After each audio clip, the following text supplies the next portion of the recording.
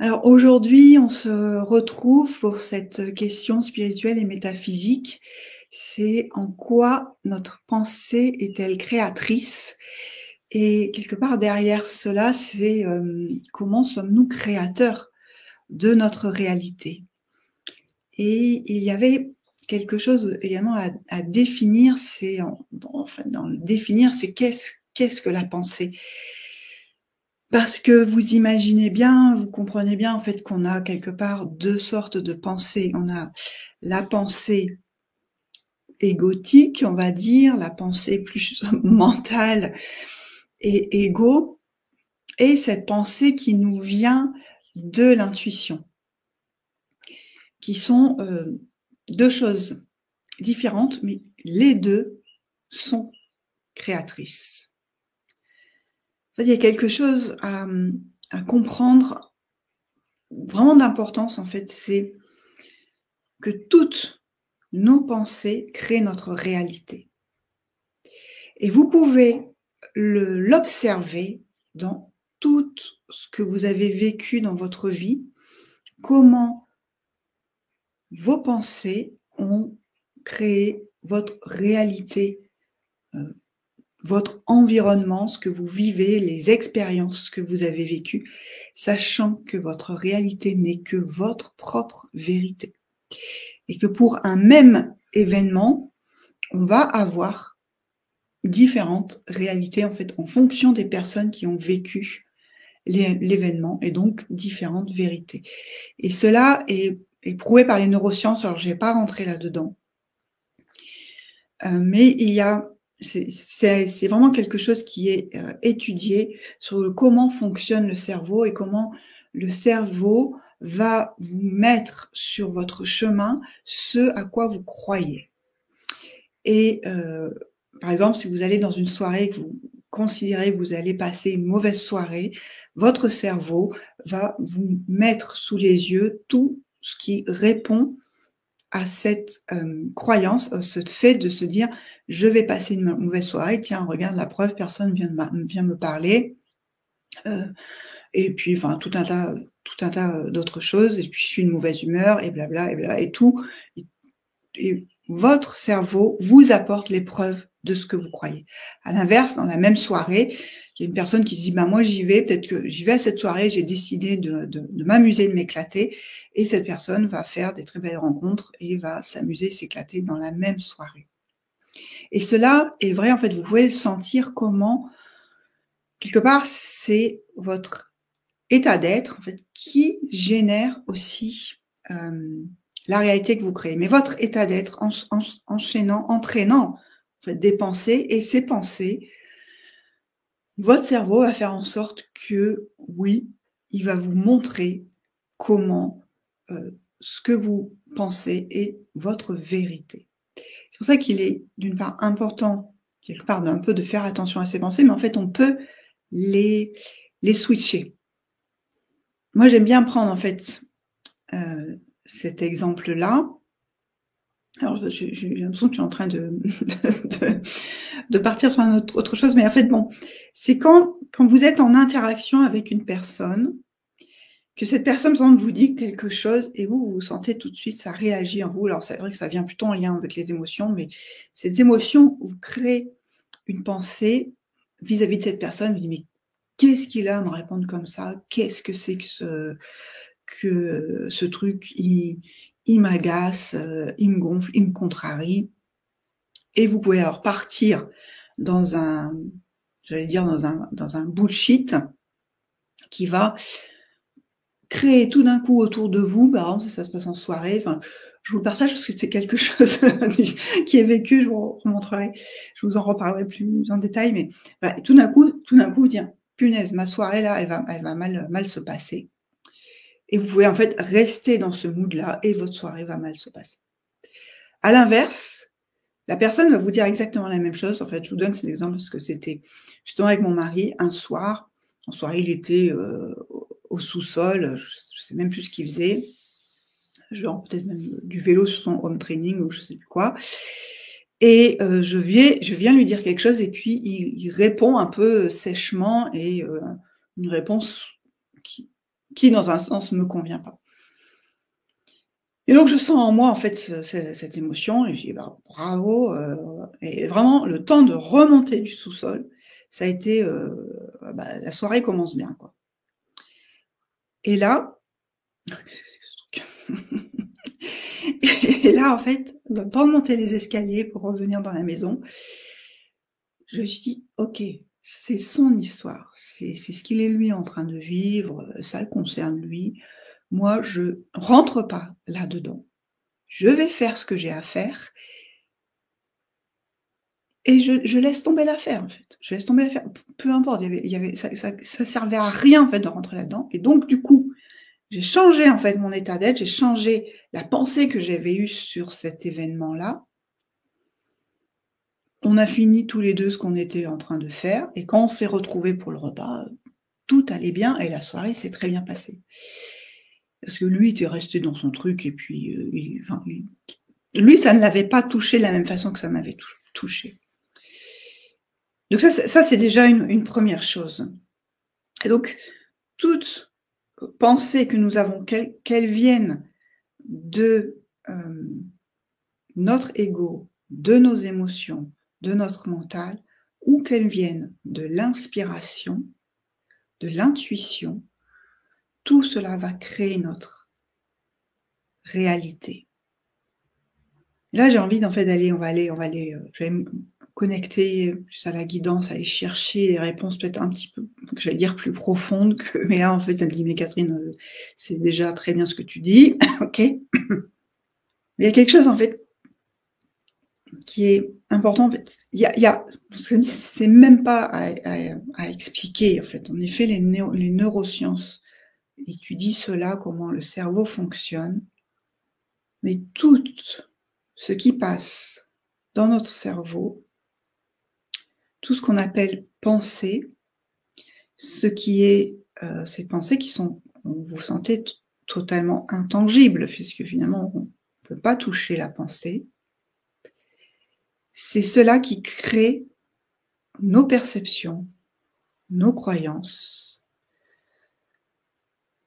sur ce qui nous sommes, sur ce que nous vivons et que du coup, l'environnement s'adapte. En fait, nous sommes un émetteur, nous sommes à la fois un récepteur et un émetteur. Le récepteur, c'est que nous recevons en fait ces pensées-là et tout dépend en fait de quel espace elles partent. À chaque fois en fait, on en revient toujours finalement à la même chose, c'est de quel espace se manifestent mes pensées. Parce que de toute façon, à partir du moment où elle est manifestée, la pensée se manifeste, elle manifeste notre réalité. Il y a même pas à tergiverser là-dessus. C'est vraiment un état de fait. Hem et de la même façon, moi je le vois de plus en plus, c'est-à-dire que quand je suis dans un mood, plus, un peu plus bas, un peu plus ronchon, on va dire, hem, côté, peut-être basse vibration, mais voilà, un peu peut-être même un petit peu Calimero, ce genre de choses, comment dire? C'est le bullshit qu'on peut se raconter, l'histoire qu'on peut se raconter. Tout d'un coup, je perçois comment dans l'énergie de mon environnement, rien que dans la maison, auprès et donc le premier, moi je dis: «C'est mon premier cobaye, mon mari». Tout de suite, en fait, ça va imprégner, en fait, la relation, ça va créer chez lui le même le même état et il va se mettre en réaction, vis-à-vis de moi. Du moment que je prends conscience de ça, je dis: «OK, lâche l'affaire, reviens dans ton état intérieur, dans ton espace intérieur. Reviens dans le moment présent aussi», ça c'est très, très important, revenir dans le moment présent. Lâche toutes les histoires, lâche tous les enjeux, lâche toutes les contrariétés, parce que ici maintenant, en fait, tout va bien et reviens dans un état d'amour, de compassion, reviens dans un état d'amour, de compassion pour toi. Et là, tout de suite, instantanément, ce qui se passe, c'est que je sens, en fait, dans la relation avec mon mari, que hop, ça s'apaise et on recommence à rentrer, je dirais, dans une, presque j'ai envie de dire, une relation d'adulte, quoi. Et là, en fait, ce qui me vient, c'est pourquoi nos pensées créent notre réalité, créent cette réalité-là. Parce que nous sommes tous interreliés et au-delà du fait d'être interreliés,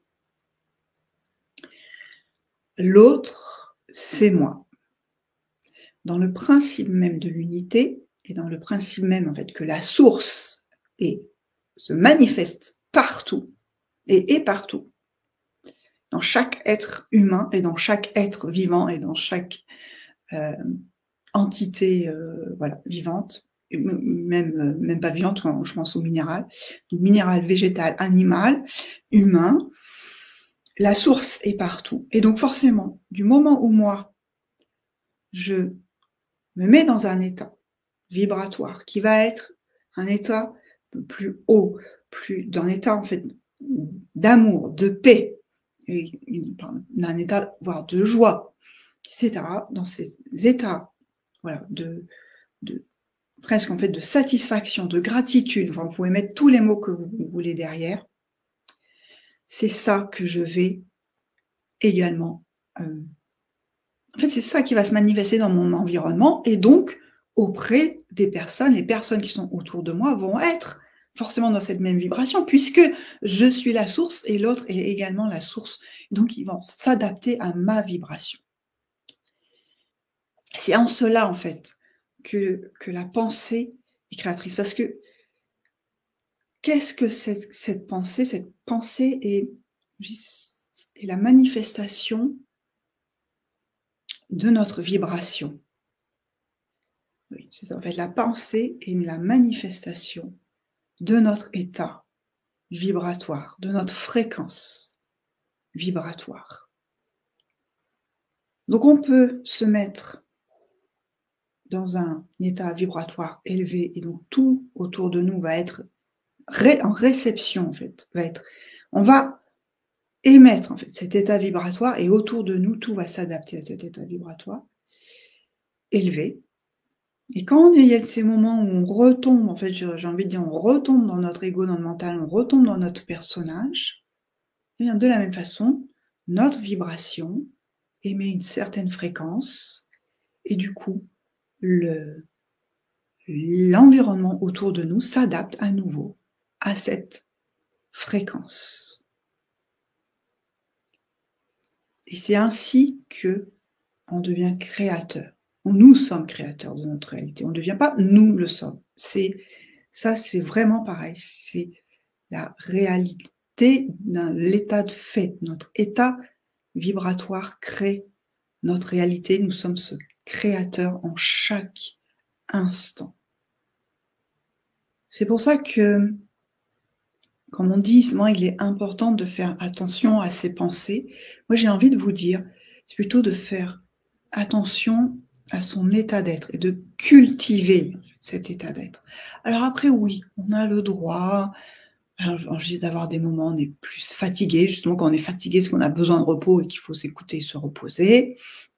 Et que du coup, si on ne s'écoute pas, on ne se repose pas, on va se mettre petit à petit, notre état d'être va rentrer dans une certaine nervosité. Cette nervosité va créer des pensées qui elles-mêmes vont créer une réalité. Et il n'y a pas à s'en vouloir, en fait. C'est là, en fait, le plus important, j'ai envie de vous dire. Il n'y a pas à s'en vouloir de tomber dans ces moments où on se sent moins bien, où on sent qu'on est contrarié, etc. Ces moments-là vont nous permettre également de bouger, en fait, d'évoluer, de grandir, de s'installer dans... En fait, plutôt de faire ces switches, de faire ces prises de conscience, de se dire « Ok, je suis encore là-dedans, je suis encore ça, j'ai encore ça, mais tout va bien. Maintenant que j'en ai pris conscience, hop, ça va se transmuter, ça va forcément évoluer. Et même si je retombe dedans, j'en reprendrai conscience et je vais le faire évoluer. Et à chaque fois, on grimpe, on monte d'un palier.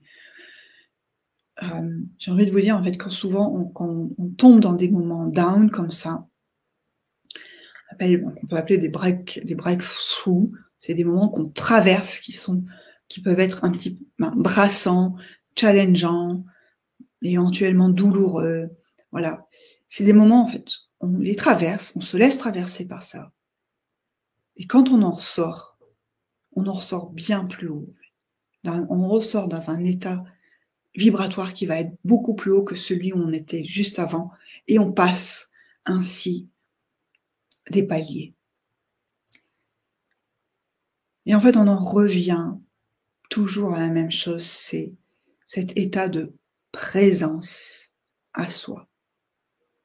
De mettre de la conscience dans la présence. Et à partir de cet état de présence, je vous dis tout dépend de l'espace où je me trouve. Donc, dans cet état de présence, dans lequel je suis dans un état de paix avec moi-même, d'amour avec moi-même, les pensées qui vont venir seront des pensées du même niveau vibratoire. Et par là, du moment où on les laisse se mettre en route d'elles-mêmes, cette réalité va aussi se créer. Parce que j'entends bien l'objection que vous allez pouvoir émettre, c'est « Ok, mais pourquoi quand moi je suis dans un état de paix et d'amour, finalement mon environnement il ne change pas énormément ?» J'ai l'impression de vivre quand même toujours la même chose.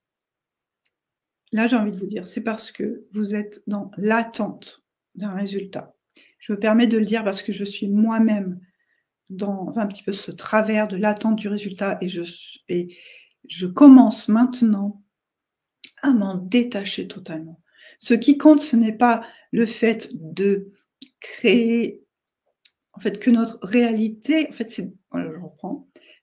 Ce qui compte, c'est de ne pas avoir de contrôle sur notre réalité. C'est d'être dans la maîtrise de son état d'être. Et à partir du moment-là où je ne suis que là, avec moi-même, le reste s'adapte. Mais c'est automatique.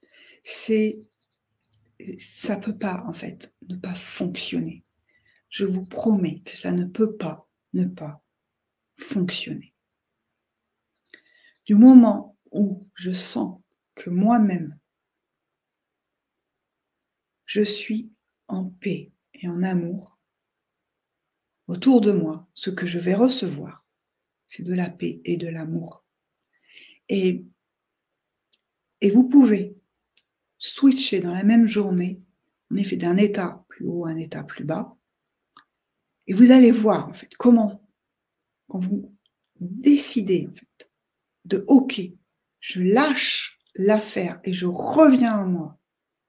Je reviens en fait, à un état de pensée neutre, c'est-à-dire que je ne pense rien de ce qui est en train de se passer. Là, vous allez voir comment tout votre environnement s'adapte. Vous allez voir en fait les résultats. Les résultats, vous ne les connaissez pas. Mais vous allez voir comment ceux-là vont être juste parfaits pour vous, pour ce que vous avez à vivre. Et donc, dans cette pensée créatrice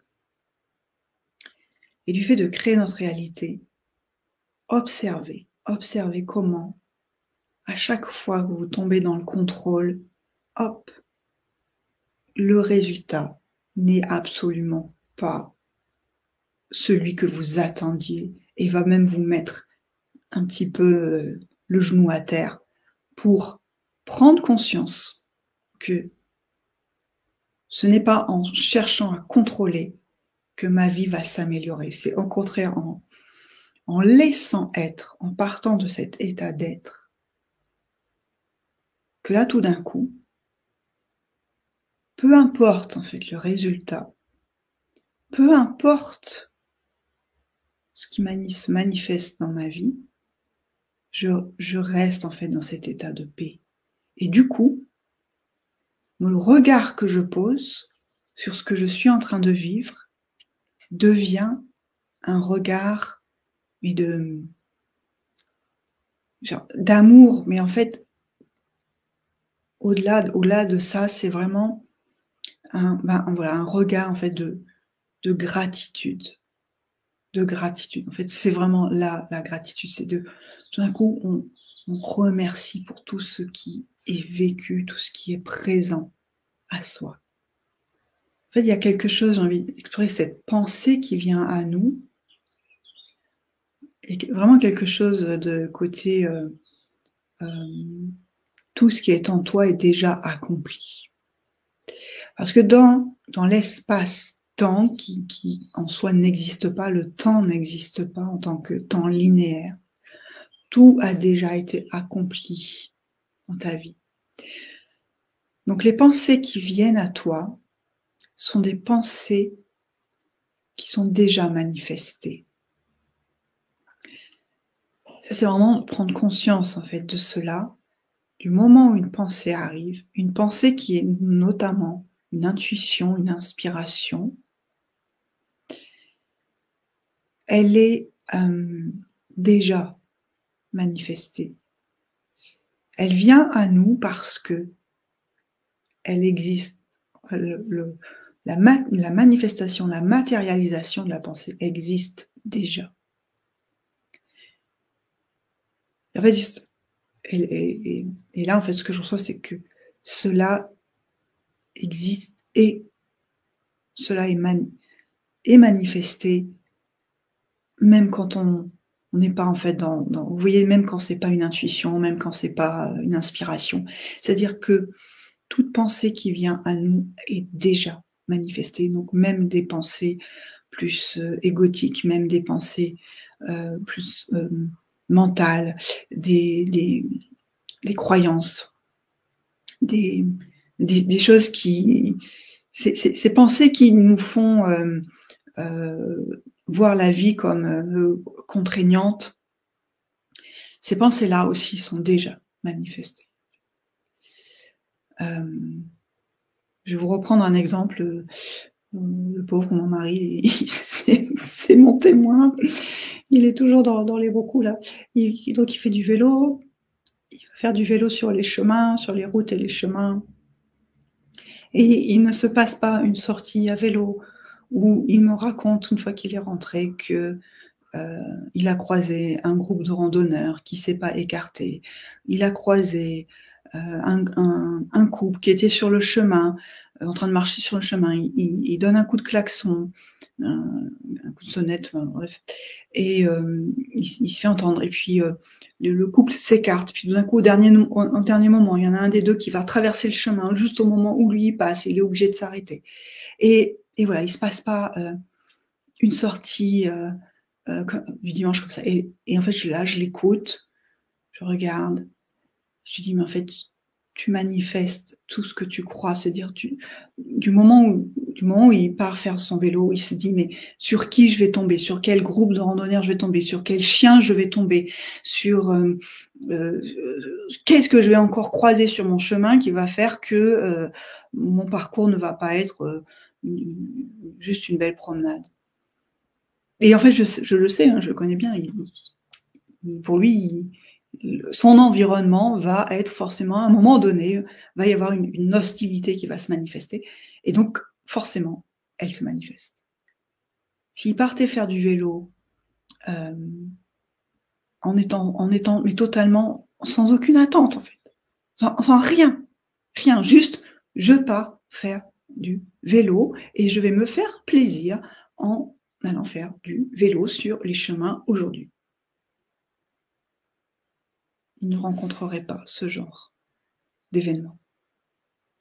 Ça m'est arrivé d'aller faire du vélo une fois ou deux fois avec lui.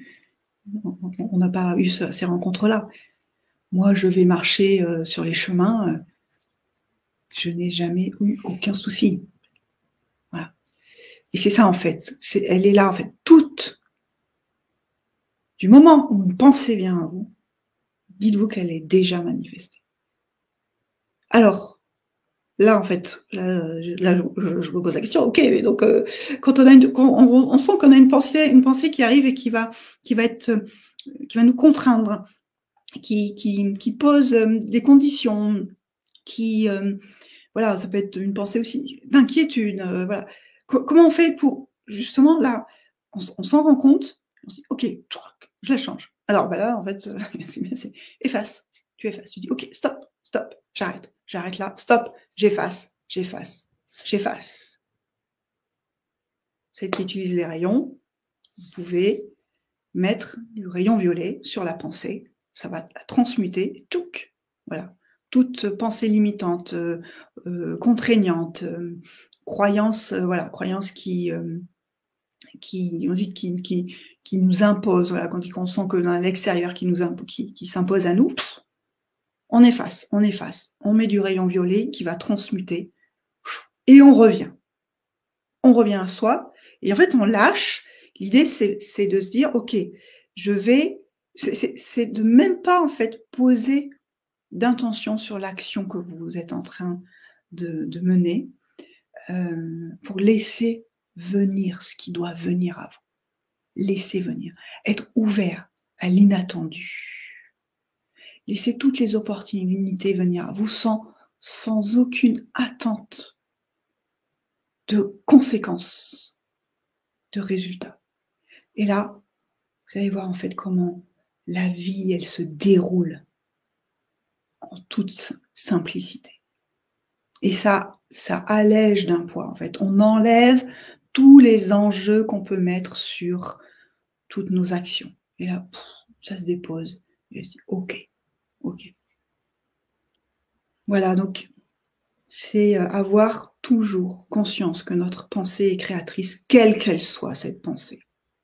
Et que du moment où la pensée, elle s'est manifestée, elle va créer. Parce que la matérialisation de cette pensée existe déjà. Ensuite, on peut faire le choix de dire, ok, j'avais cette option, je la mets de côté, je pars sur une autre pensée.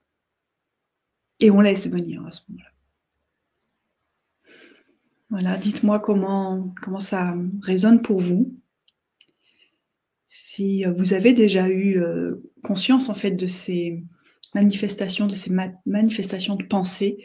Moi, j'aime à dire aussi, c'est important quand on voit en fait comment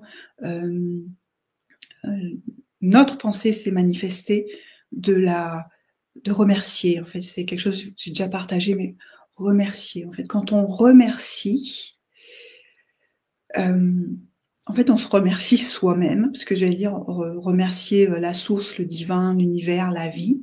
Ok, mais de toute façon, la source, l'univers, le divin, la vie, ils mettent sur notre chemin ce dont on a besoin. Quand on remercie, c'est on se remercie soi, on remercie notre mental. En fait, on apporte une preuve et on ancre cette preuve en nous. On apporte cette preuve au mental et à l'ego que oui, toute pensée est créatrice, et que par conséquent, quand j'ai des pensées de plus haute vibration, ça marche. Ma vie, elle devient simple. Et sans enjeu, en fait. C'est ça surtout. Sans enjeu. Et c'est de dire au mental et à l'ego, tu vois, ça fonctionne. Ça fonctionne. Prochaine fois, on continue à œuvrer comme ça. Voilà. Donc, merci de partager vos ressentis, comment ça fonctionne chez vous. Si vous avez besoin peut-être d'un soutien, d'un soutien pour voir comment vos pensées se manifestent et comment il est possible en fait de modifier. Je dirais pas d'avoir le contrôle, il faut surtout pas avoir le contrôle, mais d'entrer en fait dans la maîtrise. Et j'ai envie de vous dire là 2 petits mots un peu promotionnels, que parce que je le vois chez les clientes, les séances de généalogie multidimensionnelle, elles aident vraiment, en fait, à faire ce switch et à comprendre, à intégrer. En fait, c'est plutôt à switcher sur le fait qu'il n'y a plus besoin, en fait, de s'accrocher aux histoires et que quand je suis juste dans mon état d'être, dans mon état de présence, c'est là que tout va se dérouler en toute fluidité, tranquillement et normalement. Voilà, et les séances de généalogie multidimensionnelle, elles permettent en fait d'intégrer totalement ces prises de conscience et de changer notre comportement. Et je peux vous dire que moi, c'est ce qui m'a aidé justement à lâcher l'attente de tout résultat et à lâcher l'enjeu que je pouvais mettre sur une pensée, une action, en fait. Voilà, ben merci, merci de liker la vidéo et je vous retrouve pour une prochaine question spirituelle et métaphysique. Et n'hésitez pas à venir partager si vous avez des questions que je souhaite aborder.